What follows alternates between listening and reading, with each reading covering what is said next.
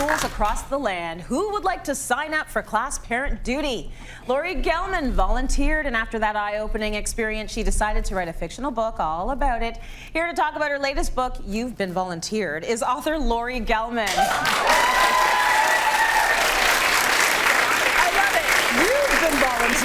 Right? Yeah. You've been voluntold. You are doing and this I use job. that line in the book because that is what happens. It's, you know. You've been a school mom, have you not? 5 soul-sucking years in a row. Why do you go back? Is it because you feel like I feel the guilt? It's like the mob. It's like you don't go back; they don't let you out. Once you're in, it's like you try to leave, and they're like, "No, you're coming for one more year." Yeah.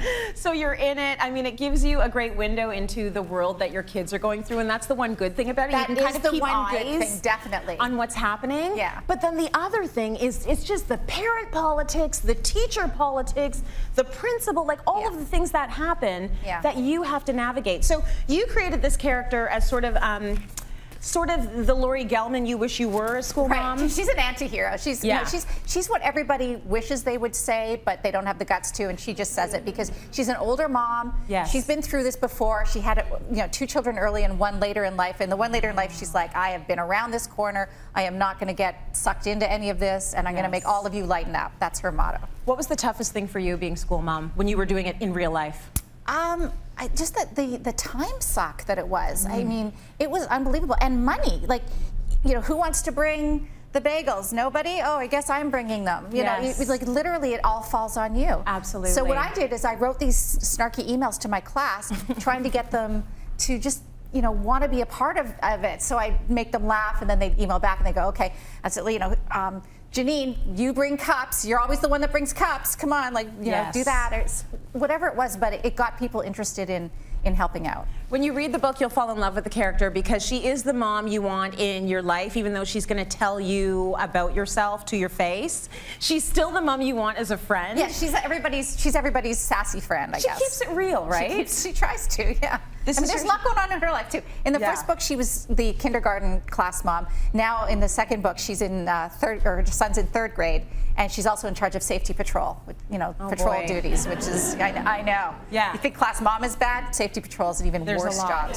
Yeah. This is your second book? It is, yeah. Okay, what was it like getting back in there and writing a book? Because a lot of writers tell me they like the final result, they don't necessarily love the process of writing. Well, I loved it actually because it was like putting on an old pair of slippers. Yeah. The first time around was excruciating because first of all, nobody in the world was paying me or asking me to write a book. It was like I did it all on my own because it was something I just needed some creativity in my life.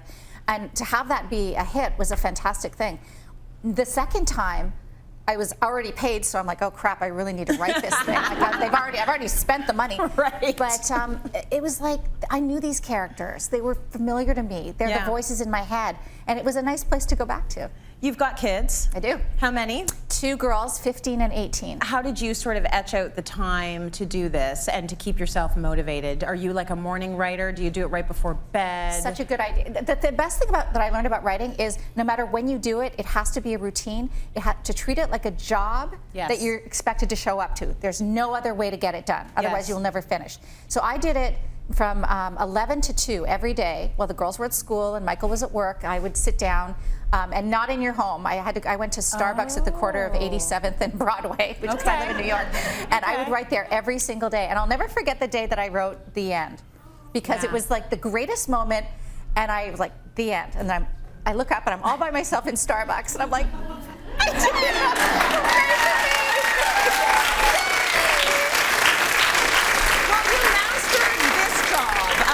Job you didn't master was the kindergarten class mom program, because is it true you got fired? Yes, I did. You were fired. Fired. Thank you, Tracy. Would you like to rub some salt in another wound I have? Just fired. Listen, you're doing a great job now, and you mentioned Gelman. That is Laurie's husband, so of course the producer of Kelly and Ryan. Yes. So he's a little busy. He's busy, yeah. He's super busy. And this book, I'm sure, is a great project for you to have. You've had a show here in Canada as well. I started on YTV. I did YTV Rocks and then Rock and Talk. Yeah. And then I did the Mom Show a bunch of years later. I used to watch it.